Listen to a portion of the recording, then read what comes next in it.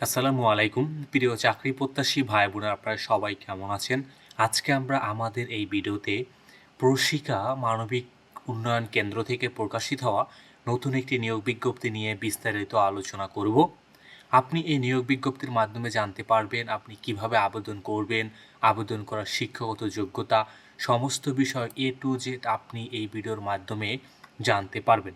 চলুন কথা না বাড়িয়ে তবে মূল ভিডিওতে প্রবেশ করি। আপনারা এখানে দেখতে পাচ্ছেন যে প্রশিকা মানবিক উন্নয়ন কেন্দ্র থেকে কিন্তু এই নিয়োগ বিজ্ঞপ্তিটি প্রকাশিত করেছে। এটি কিন্তু মিরপুর সেকশন ২ মিরপুর ১১-তে কিন্তু এটি অবস্থিত। এখানে কিন্তু তারা মূলত একটি পদে লোক নেবেন। পদের নাম হলো কিন্তু শিক্ষানিবাস ক্রেডিট অফিসার ঋণ কার্যক্রম পরিচালনা। ঋণ কার্যক্রম পরিচালনার জন্য তারা কিন্তু ক্রেডিট অফিসার পদে মানে শিক্ষানিবাস হিসাবে কিন্তু তারা এখানে লোক নেবেন। এখানে কিন্তু তারা মূলত প্রায় ৩০০ জন লোক নেবেন। পদসংখ্যা কিন্তু এখানে ৩০০ দেয়া আছে। পদসংখ্যা কিন্তু এর কম বা বেশি হতে পারে তাদের প্রয়োজন সাপেক্ষে।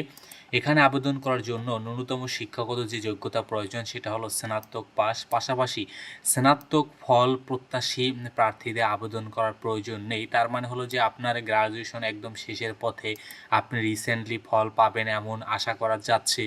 এমন থাকলে কিন্তু আপনাকে আবেদন করার কোনো প্রয়োজন নেই। আপনি যদি আসলে স্নাতক পাস হয়ে থাকেন তাহলেই কিন্তু আপনি এখানে আবেদন করতে পারবেন। পাশাপাশি কিন্তু কম্পিউটার পরিচালনায় আপনাকে অবশ্যই প্রার্থীদের অগ্রাধিকার দিবেন। এছাড়া বাণিজ্যিক বিভাগে ন্যূনতম স্নাতক সম্পন্ন প্রার্থী যারা কম্পিউটার পরিচালনায় দক্ষ তারা ক্যাশ অফিসার হিসাবে নিয়োগ পেতে পারেন। মানে এখান থেকে কিন্তু ক্যাডেট অফিসার থেকে লোক নিয়ে কিন্তু তারা ক্যাশ অফিসার হিসেবেও কিন্তু নিয়োগ দিয়ে থাকবেন। অতএব এখানেও কিন্তু আপনারা চাইলে আবেদন করতে পারেন। যারা বাণিজ্যিক বিভাগে ন্যূনতম স্নাতক করেছেন তারাও এখানে আবেদন করতে পারবেন। শিক্ষানিবাসের সময় আপনাদের মাসিক বেতন কিন্তু ১৮,০০০ টাকা কিন্তু নির্ধারণ করা হয়েছে আপনার ট্রেনিং পিরিয়ডের সময়। ট্রেনিং পিরিয়ডের সময় এছাড়া কিন্তু আপনার সংস্থার নীতি অনুযায়ী কিন্তু ২,৮০০ টাকা কিন্তু আপনার যে যাতায়াত ভাতা রয়েছে এবং মোবাইল বিল কিন্তু ৬৫০ টাকা কিন্তু এখানে নির্ধারণ করা হয়েছে।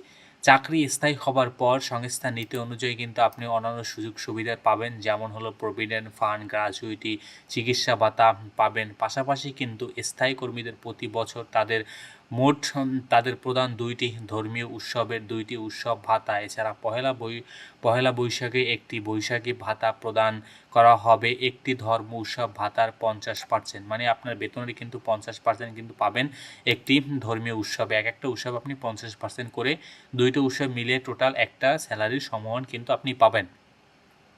এখানে কিন্তু তারা বলেছে আবেদনকারী বয়সসীমা কিন্তু ৩৫ বছর পর্যন্ত। কেবলমাত্র প্রকৃত সনদধারী শিক্ষক যোগ্যতা সম্পন্ন প্রার্থীদের কাছ থেকে কিন্তু আবেদন আহ্বান করা হচ্ছে। শিক্ষানিবাসকাল সন্তোষজনকভাবে সম্পন্ন করতে পারলে সংস্থা নীতি অনুযায়ী চাকরি স্থায়ীকরণ করা হবে এবং স্থায়ী কর্মীর সময় সুযোগ সুবিধা প্রদান করা হবে। আপনি আপনার যদি সঠিকভাবে আপনার ট্রেনিং পিরিয়ডটা শেষ করতে পারেন তাহলেই কিন্তু আপনি এখানে ফাইনালি স্থায়ীকরণের জন্য কিন্তু আপনি এখানে আবেদন করতে পারেন বা পাশাপাশি কিন্তু আপনার স্থায়ী হওয়ার সুযোগ থাকে। কর্মস্থল কিন্তু আপনার তাদের বা সারা পুরো বাংলাদেশে কিন্তু তাদের অনেক শাখা রয়েছে।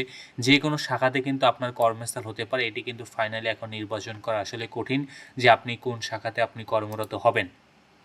এখানে আবেদন করার জন্য A4 সাইজের সাদা কাগজে আবেদনপত্রের সঙ্গে আপনাকে সংযোগ করতে হবে একটি পূর্ণ জীবন বৃত্তান্ত, প্রার্থীর নাম এবং অবিবাহিত প্রার্থীর ক্ষেত্রে পিতা ও মাতার নাম, বিবাহিত প্রার্থীর ক্ষেত্রে পিতা, মাতা, স্ত্রী, স্বামী বা স্ত্রীর নাম, বর্তমান ঠিকানা, স্থায়ী ঠিকানা, নিজ বিভাগের নাম, NID, জন্ম সনদ। এখানে আরও যে ইনফরমেশনগুলো দেওয়া রয়েছে এই সমস্ত ইনফরমেশনগুলো আপনি কিন্তু আপনার যে A4 সাইজের যে একটি আবেদন করবেন বা একটি আবেদন যে লিখবেন, টাইপ করবেন, এখানে কিন্তু আপনার এই ইনফরমেশনগুলো কিন্তু আপনার সমস্ত ইনফরমেশনগুলো কিন্তু ওখানে ইনক্লুড থাকতে হবে। এই বিষয়টি কিন্তু তারা এখানে বলেছে।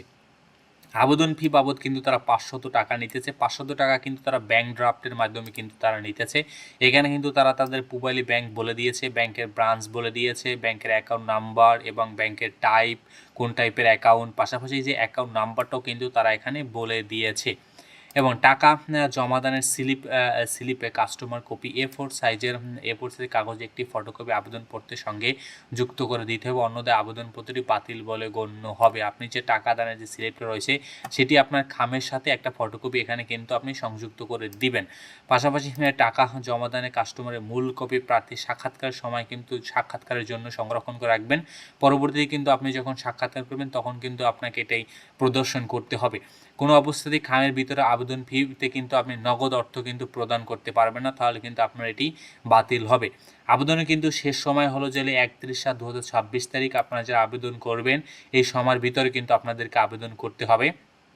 এবং আবেদনে কিন্তু তারা এখানে অ্যাড্রেস দিয়েছে, আপনি কার বরাবর আবেদন করবেন এবং আবেদন করার পর আপনি খামটি কোন অ্যাড্রেস বরাবর পাঠাবেন, ডাকযোগে বা কুরিয়ার সার্ভিসের মাধ্যমে কিন্তু আপনি পাঠাতে পারবেন। এখানে কিন্তু পুরো অ্যাড্রেসটি দেওয়া রয়েছে।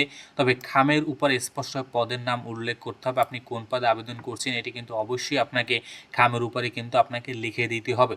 তারা কিন্তু মূলত লিখিত মৌখিক পরীক্ষা অংশগ্রহণ করতে হবে আপনাকে, এবং SMS এর মাধ্যমে কিন্তু জানিয়ে দেবে যে আপনার কবে লিখিত পরীক্ষা হবে বা কবে মৌখিক পরীক্ষা হবে। এই বিষয়ে সম্পূর্ণ কিন্তু তারা SMS এর মাধ্যমে তারিখ ও স্থান কিন্তু তারা SMS এর মাধ্যমে জানিয়ে দেবে। এর পাশাপাশি আপনি অন্যান্য যে ইনফরমেশনগুলো সেও কিন্তু আপনি তাদের ওয়েবসাইট রয়েছে, যেমন তাদের যে ওয়েবসাইট রয়েছে এই ওয়েবসাইটের মাধ্যমে কিন্তু আপনি বাকি ইনফরমেশনগুলো পেয়ে যাবেন। আপনি এখানে নোটিশ বোর্ডে আসলেই কিন্তু আপনি তাদের বাকি যে ইনফরমেশন রয়েছে সমস্ত ইনফরমেশনগুলো কিন্তু আপনি এখান থেকে পাবেন। তো এই ছিল আসলে নতুন প্রকাশিত হওয়া নিয়োগ বিজ্ঞপ্তিটি প্রশিক্ষা মানবিক উন্নয়ন কেন্দ্র থেকে। তো ধন্যবাদ আপনাদেরকে এতক্ষণ আমাদের সাথে থাকার জন্য। আর আপনি এখনও যদি আমাদের চ্যানেলটি সাবস্ক্রাইব করে না থাকেন তবে আমাদের চ্যানেলটি সাবস্ক্রাইব করতে ভুলবেন না।